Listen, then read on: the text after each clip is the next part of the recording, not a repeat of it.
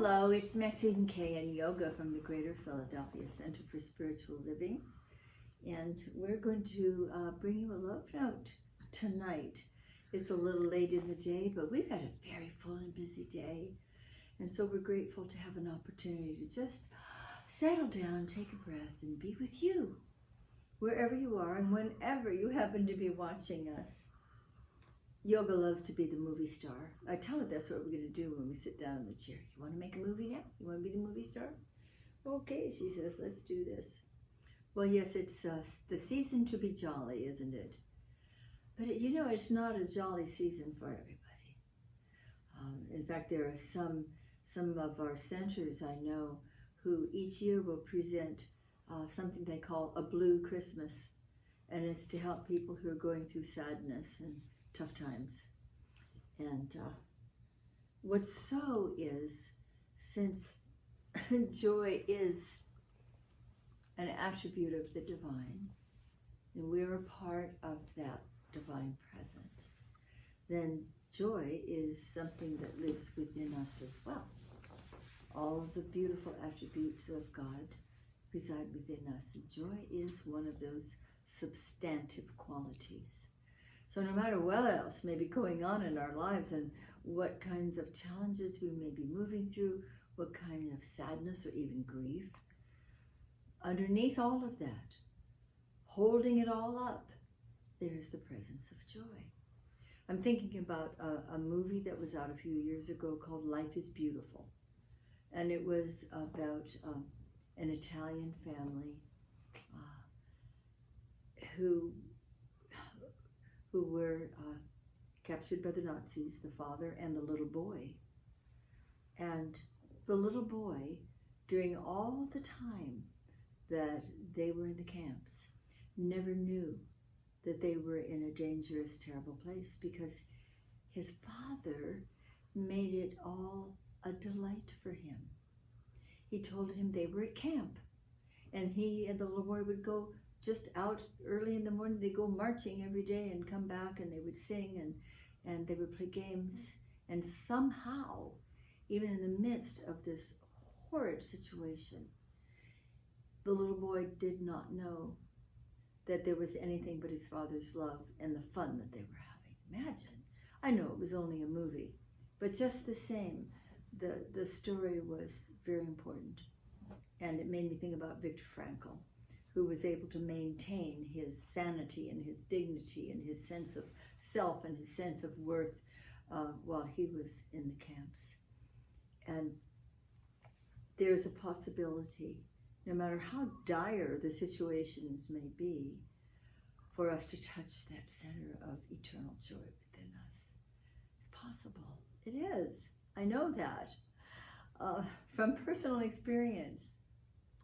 This wonderful Christmas season that's here now, and the Hanukkah season that our Jewish friends are celebrating, or about the third day now, it's beautiful. It's a season of light. It's a season of love. It's a season of joy. And there are people having a very blue Christmas. There are people who are very, very sad. This is Reverend Mike's second Christmas without his son, who passed year before last. It's my seventh Christmas without my son, who passed a little over 7 years ago. And oh, yes, there's great sadness in that. Of course there is. And I mean, these were our boys, these were our children, and they're still very much alive within our hearts. But when holidays come, it's even more poignant, it's more tender. Each of us thinks about the past times that we have had together with our sons. And by the way, they never knew each other. So it's just what humans do. We grieve. And isn't it interesting that underneath the grief, underneath any sorrow that any of us may feel, there is the eternal quality of joy. And that's something that keeps us buoyed up. And of course, when we have lost, we can't really lose a loved one. They're they're really quite near, just around the corner, and very much within our hearts. And we have these sweet memories, these beautiful memories that sometimes make us tear up and sometimes make us laugh because they're so precious. But that underlying joy is something that is always there, and it's always possible for us to experience it. Now, I know in our own community here, we have people who have been facing serious illnesses, coming through them beautifully. We have people who have been losing dear ones, parents, and it's hard, and especially when the holidays are here, to feel all the joy that perhaps they did as a child, and still it's possible. You know, like here, Reverend Mike and I feel like we're sort of living in a snow globe. We're kind of in a bubble. We love our place. We love the decorations. We love the feeling of the warmth and the joy that comes with this whole experience. And that doesn't mean that we don't sometimes feel sad about things. And it doesn't mean that we don't have a intense compassion for people who are going through their own grief process. And that's nothing to sneeze at, is it, yoga?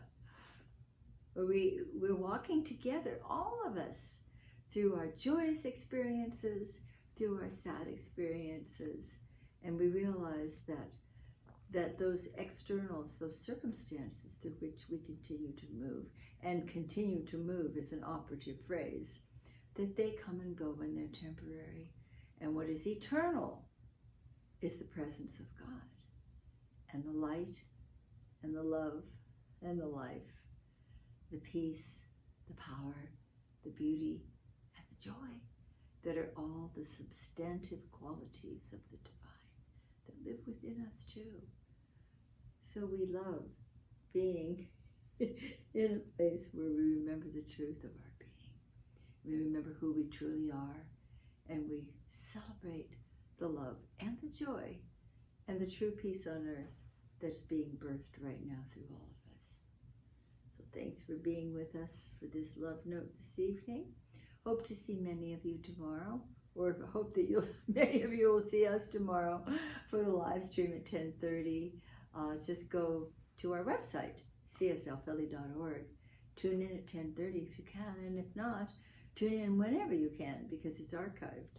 We have an opportunity to continue to see our past live streams for Sunday mornings, our archived love notes that Reverend Mike and I love to do, and we're looking forward to a most glorious virtual solstice celebration on the solstice this year, Monday, December 21st, and it's going to be a great celebration, a beautiful interfaith event with people from just about every faith tradition, beautiful music. Daniel Nahmon is participating, and we're very, very much looking forward to a very precious event. You can look on our website for details, and soon there will be coming out a direct link for you to be able to go to that on the 21st at 7 o'clock. It's going to be quite wonderful. You don't want to miss it. And so Yoga and I say thank you for being with us. When you're on our website, take a look at the classes coming up. We have a lot of wonderful activities happening right now, all virtual, of course, and that's just the way it's supposed to be. So I have joy down in my heart, and I have great gratitude, we all do, for the support that you continue to give to our center. You're the ones that are keeping us going so that we can continue to connect with you in ways that are healing and uplifting, and we make a difference in each other's lives. We love you, we bless you, and we'll see you real soon. Bye for now.